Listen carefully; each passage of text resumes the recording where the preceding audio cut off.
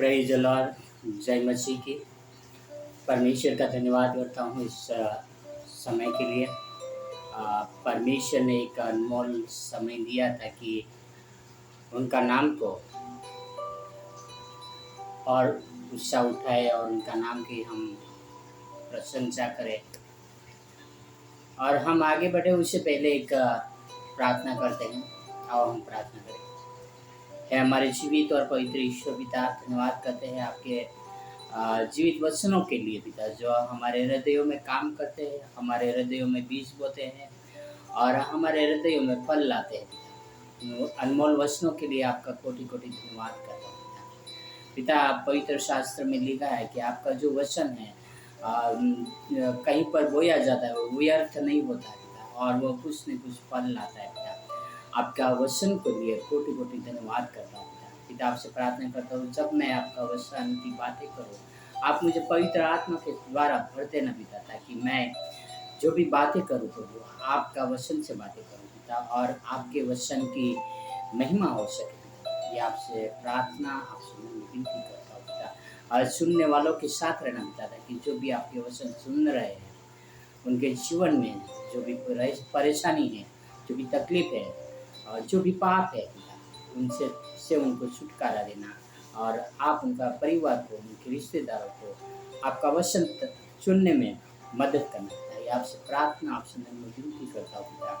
यह सारी प्रार्थना मेरे उद्धार करता प्रभुओं का प्रभु, राजाओं का राजा यीशु मसीह के नाम से करता हूँ।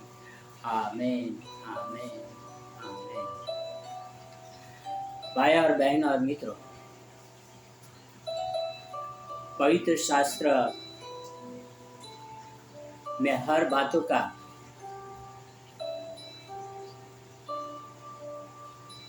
जवाब है। और आप जो भी बातें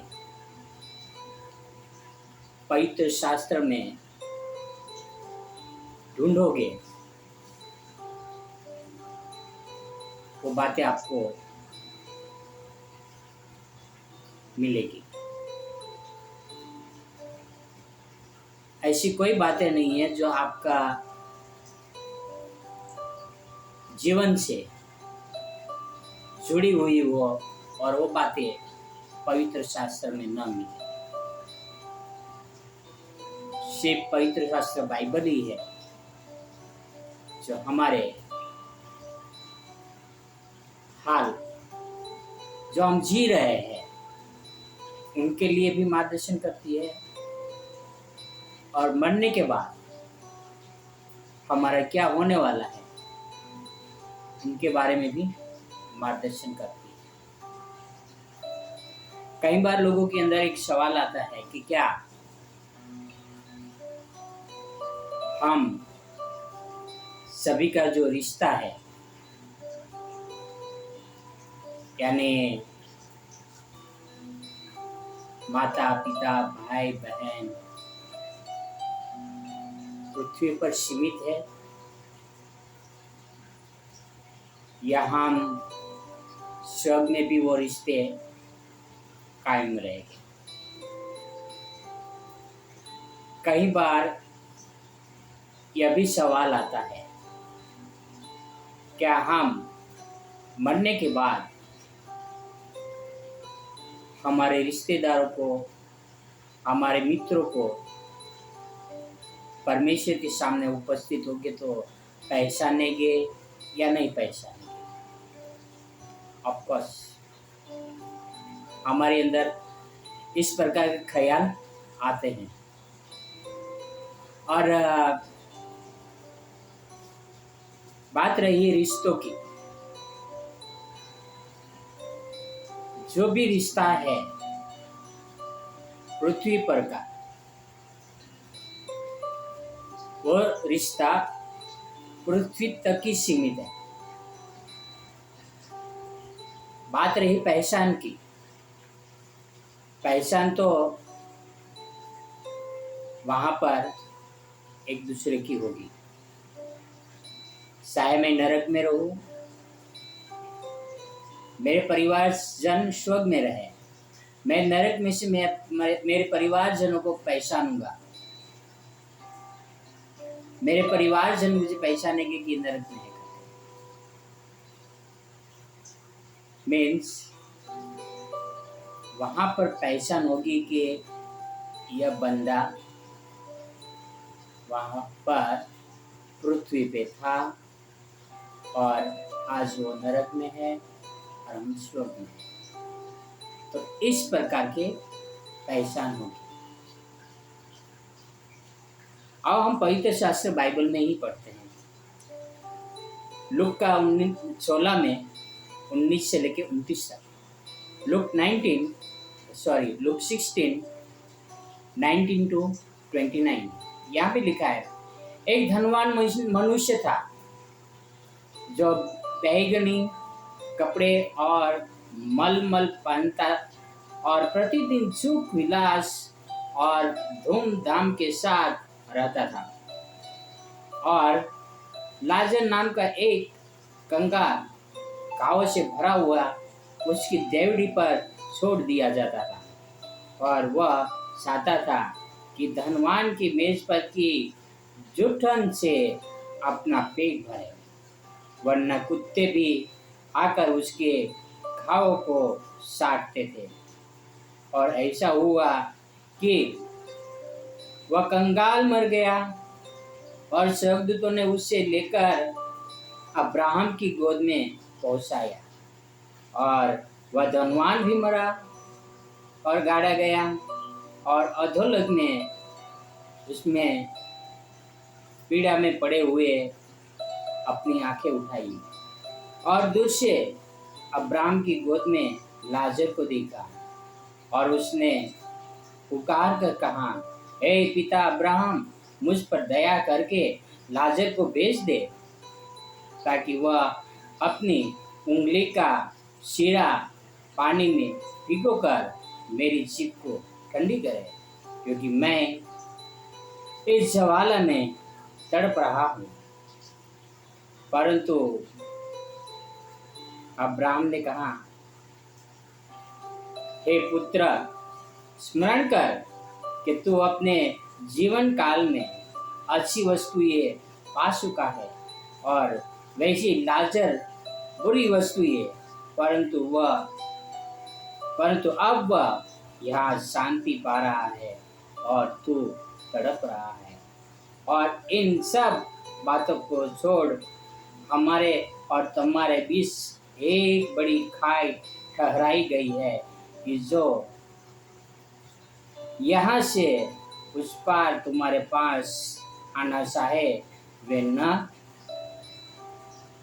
जाना चाहे वे न जा सके और न कोई वहाँ से इस पार हमारे पास आ सके। उसने कहा, तो हे पिता, मैं तुझसे विनती करता हूँ कि तू उसे मेरे पिता के घर भेज, क्योंकि मेरे 5 भाई हैं। वह उनके सामने इन बातों की चेतावनी दे, ऐसा न हो कि वे भी इस पीड़ा की जगह में आए। अब्राहम ने उससे कहा, उनके पास तो मूसा और भविष्यवक्ताओं की पुस्तकें हैं, वे उनकी सुने। भाई और बहनों और मित्रों, यह जो बातें हैं बहुत सारे लोग पढ़ते हैं एक कहानी के तौर पे। अब्राहम की गोद में गरीब लाजर, एक धनवान जिनकी देवड़ी पर बार बार छोड़ दिया जाता था। वो धनवान का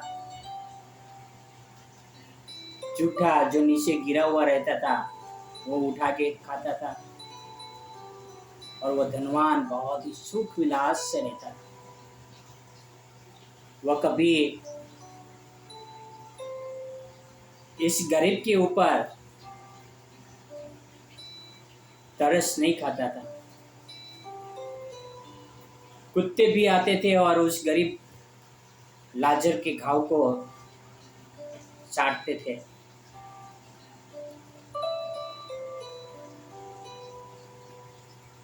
एक दिन धनवान और गरीब दोनों की मृत्यु हुई।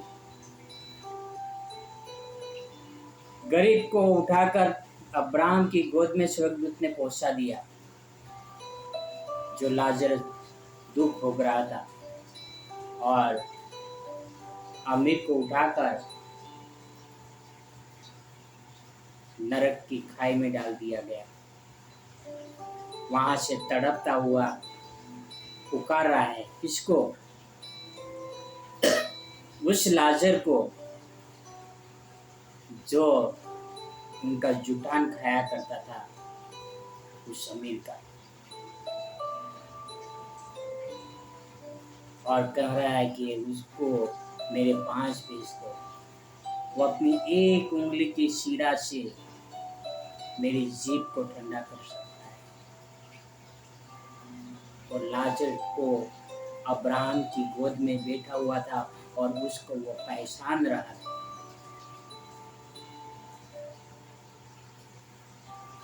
यानी पृथ्वी पे से जो कोई मरता है,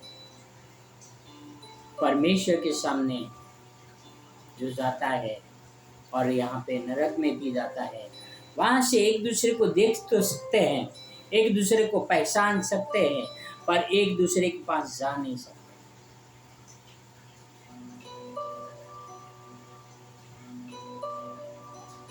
स्वर्ग में होगा, उनको तकलीफ तो होगी कि मेरे रिश्तेदार नरक में जल रहे हैं। जो नरक में है उनको और भी तकलीफ होगी कि मैं यहाँ पे तड़प रहा हूँ।